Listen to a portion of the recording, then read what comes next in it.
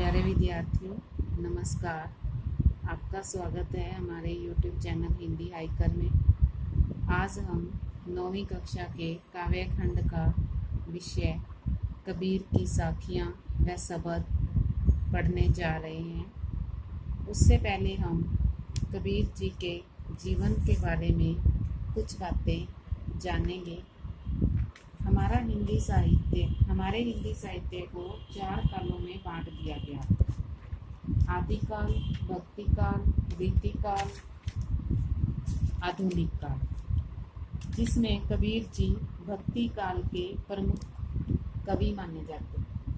उनका जन्म 1398 ईस्वी में काशी में हुआ था। उनका पालन पोषण नीरू व नीमा नामक निसंतान दंपति द्वारा किया गया। कबीर जी अनपढ़ थे। वो मस्त मौला लापरवाह फकीर थे। वो इधर उधर घूमते रहते थे। कबीर जी निर्गुण व निराकार ईश्वर को मानते थे। उनके अनुसार ईश्वर कण कण में विद्यमान है। कबीर जी की भाषा जनता को समझ में आने वाली भाषा थी।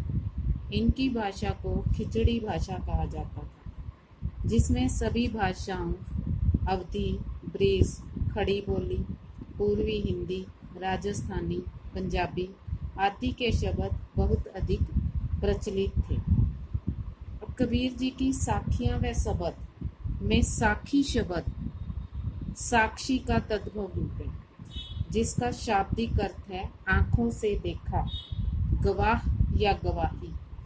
कबीर जी अशिक्षित थे, फिर भी उन्होंने समाज में जो कुछ भी घटित हुआ उसे स्वयं अपनी आंखों से देखा और उसे अपने ढंग से व्यक्त किया।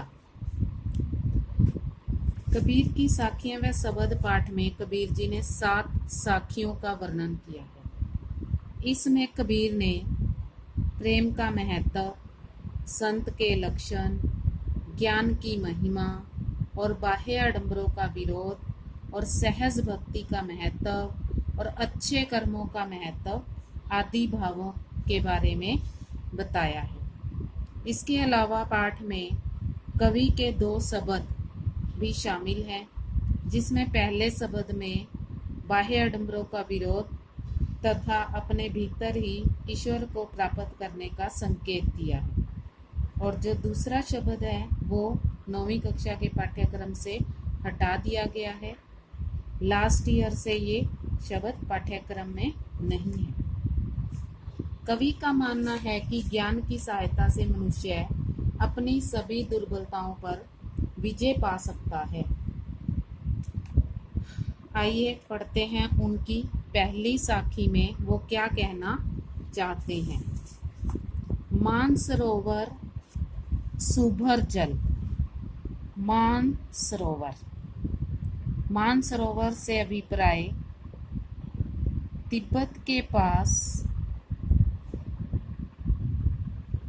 तिब्बत में एक झील जो कैलाश पर्वत के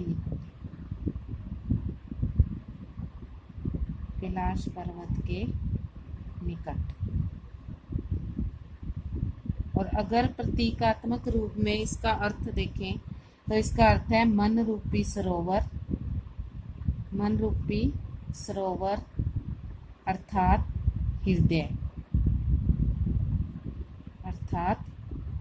हृदय। सुभर भरा हुआ, अच्छी तरह भरा हुआ।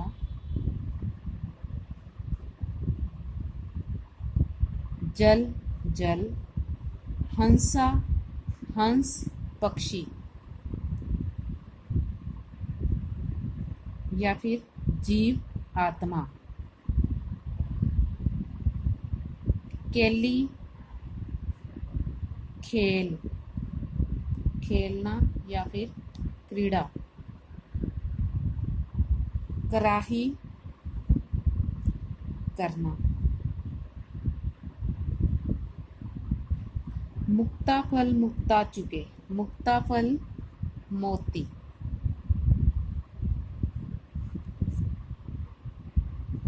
अब उड़ी अनंत ने जाही, उड़ी उड़कर,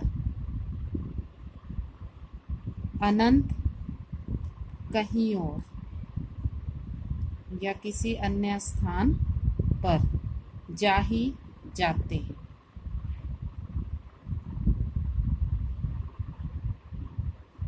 अब पूरी साखी में कवि क्या समझाना चाहता है?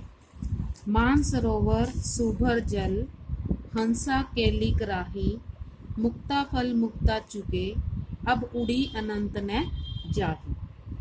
मानसरोवर स्वच्छ जल से पूरी तरह भरा हुआ है, उसमें हंस पक्षी क्रीड़ा करते हुए, मुक्ता फल मुक्ता चुके, क्रीड़ा करते हुए हंस पक्षी मोती चुग रहे हैं और अब वे इस स्थान को छोड़कर कहीं और नहीं जाना चाहते। अब यहाँ जो हंस हैं वो मानसरोवर में के जल में मोती चुग रहे हैं, यानी कि उनको आनंद आ रहा है वहां पर, और उस आनंददायक स्थान को छोड़कर वो कहीं और नहीं जाना चाहते। अर्थात कहने का मतलब यहाँ क्या है मनुष्य के रूप में, कि मनुष्य का जो हृदय है वो पवित्र भक्ति भावना से भरा हुआ है, यानी कि मनुष्य का जो मन रूपी सरोवर है वो भक्ति, ईश्वर की भक्ति भावना से भरा हुआ है, और उस सरोवर में हंस पक्षी रूपी जो जीव आत्मा है वो पूर्णतः मगन है, यानी कि ईश्वर की भक्ति में पूर्णतः लीन है, उसको आनंद मिल रहा है ईश्वर की भक्ति का। भक्ति के पावन मोती, उस आत्मा को भक्ति के पावन मोती प्राप्त हो चुके हैं, वह इस स्थान को छोड़कर अब और कहीं नहीं जाना चाहती। कहने का मतलब ये है कि ये जो है मनुष्य की जो भक्ति है वो चरम सीमा पर है। चरम सीमा से अभिप्राय कि आत्मा का परमात्मा से यहाँ मिलन हो जाता है, इसीलिए आत्मा इस आनंददायक स्थान को छोड़कर और कहीं नहीं जाना चाहती। ठीक वैसे जैसे हंस नामक पक्षी मानसरोवर के जल को छोड़कर नहीं जाना चाहता क्योंकि वो वहां से मोती चुग रहा है, ठीक वैसे ही जो जीव आत्मा है उसका वहां परमात्मा से मिलन हो गया है, वो भक्ति रूपी सागर में डूब चुकी है। दूसरी साखी, प्रेमी ढूंढत मैं फिरो, प्रेमी मिले न कोई, प्रेमी को प्रेमी मिले सब विष अमृत होए। प्रेमी से अभिप्राय प्रेम करने वाला या प्रभु भक्त। फिरो घूमना, घूमता, प्रेमी मिले न कोई, प्रेमी को प्रेमी मिले सब विष अमृत होई, होई मतलब हो जाता है। अब यहाँ कवि कहता है कि मैं ईश्वर प्रेमी यानी कि प्रभु के भगत को ढूंढता फिर रहा था, पर मुझे कोई प्रभु का भगत नहीं मिला। बहुत प्रयत्न करने पर भी मुझे प्रभु का कोई भी भगत नहीं मिला। फिर जब प्रेमी को प्रेमी मिले, फिर जब मुझे प्रभु का कोई भगत मिला तो मेरे सभी पाप विष को यहाँ पाप के रूप में दिखाया गया है, सभी पाप पुण्य में बदल गए। अमृत यहाँ पुण्य के रूप में है और विष यहाँ पाप के रूप में है। सभी पाप मेरे पुण्य में बदल गए, अर्थात मेरी सभी वासनाएं दूर हो गई और जो विष रूपी बुरी भावनाएं थी वो अमृत रूपी अच्छी भावनाओं में बदल गई, अमृत रूपी पवित्र भावनाओं में बदल गई। कहने का मतलब कवि यहाँ पर ये समझाना चाहता है कि वो ईश्वर के प्रेमी को ढूंढने निकला था पर उसे कोई भी ईश्वर भगत नहीं मिला। फिर वो कहता है कि जब किसी ईश्वर भगत को ईश्वर का भगत मिल जाता है तो उसकी सारी बुरी भावनाएं दूर हो जाती हैं, वो अच्छी भावनाओं में बदल जाती हैं। साखी नंबर 3, हस्ती चढ़िए ज्ञान की, सहज दुलीचा डार, स्वान रूप संसार है, भूकन दे झक मार। हस्ती यहाँ पर हाथी को कहा गया है। सहज प्राकृतिक समाधि, दुलीचा आसन या फिर कालीन, डार डालना, स्वान कुत्ता, भूकन दे भौंकने दे, झक मार समय बर्बाद करना।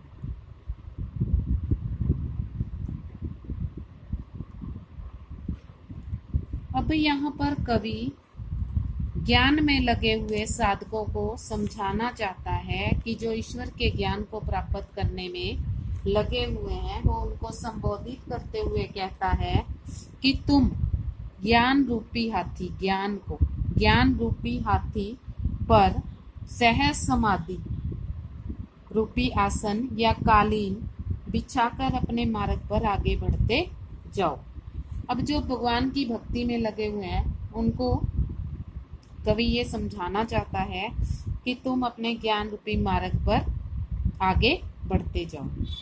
स्वान रूप संसार है कि यह संसार तो कुत्ते के समान है। संसार को यहाँ कुत्ते की संज्ञा दी गई है। कुत्ते के समान है जो हाथी को चलते देखकर उस पर बिना किसी कारण के भौंकता रहता है। भूकन दे झक मार। अब यहाँ वो ये समझाना चाहता है कि अगर जिस प्रकार हाथी भौंकने वालों की परवाह नहीं करता, यानी कि कुत्ते की परवाह नहीं करता, ठीक वैसे ही साधक को भी अपनी ज्ञान प्राप्ति में लीन होकर दुनिया वालों की परवाह नहीं करनी चाहिए। अब साधक को यहाँ ये समझा रहा है वो कि जिस ज्ञान भक्ति के मार्ग पर आप चल रहे हो उसी मार्ग पर चलते रहो। ठीक वैसे ही जैसे कुत्ते के भौंकने पर हाथी अपनी मस्त चाल में चलता रहता है, ठीक वैसे ही दुनिया वालों की उल्टी सीधी बातों की परवाह न करते हुए दुनिया के लोगों की निंदा की परवाह न करते हुए हमें अपने भक्ति मार्ग पर आगे बढ़ते रहना चाहिए। हमें अपना समय बर्बाद नहीं करना चाहिए और भक्ति के मार्ग पर आगे बढ़ते रहना चाहिए। पखा पक्षी के कारणे सब जग रहा भुलान, निरपक होय के हरि भजे सोई संत सुजान। पखा पक्षी यहाँ पर है पक्ष विपक्ष, पक्ष विपक्ष, कारणे कारण, सब जग रहा भुलान, भुलान भूला हुआ, निरपक्ष निष्पक्ष, भजे भजन सिमरन, भजन सिमरन करना, सोई वही, सुजान ज्ञानी या फिर सज्जन। अब यहाँ कवि क्या समझा है कि लोग अपने धर्म संप्रदाय की बजाय दूसरों के धर्म संप्रदाय को बेहतर मानते हैं, यानी कि अपने पक्ष को अच्छा बताते हैं और दूसरों की निंदा करते हैं। इसी कारण पक्ष विपक्ष में पड़ने के कारण वो अपनी वास्तविक भक्ति को भूल जाते हैं, अपने वास्तविक उद्देश्य को भूल जाते हैं, जिस मार्ग पर उन्होंने चलना है उसको भूल जाते हैं। क्यों? क्योंकि वो पक्ष विपक्ष में पड़ जाते हैं, वो अपने धर्म को अच्छा बताते हैं। इस चक्कर में पड़ने के कारण वो अपना उद्देश्य भूल जाते हैं। जो निष्पक्ष होय के हरि भजन, निष्पक्ष यानी कि जो धर्म के पक्ष विपक्ष में नहीं पड़ते वो ही हरि को भजते हैं, ईश्वर की भक्ति करते हैं। कहने का मतलब पक्ष विपक्ष में पड़े बिना ईश्वर की भक्ति करते हैं, ईश्वर का सिमरन करते हैं। सोई संत सुजान, वही सच्चे ज्ञानी कहलाते हैं, वही सच्चे भक्त कहलाते हैं। क्योंकि भक्ति के मार्ग में पक्ष विपक्ष का कोई स्थान नहीं होता। अगर आपको ये वीडियो पसंद आती है तो लाइक करें, शेयर करें और चैनल को सब्सक्राइब करें और बेल आइकन को दबाना न भूलें ताकि आपको अगली वीडियो का नोटिफिकेशन जल्द से जल्द मिल सके। बाकी का शेष भाग हम करते हैं दूसरे वीडियो में।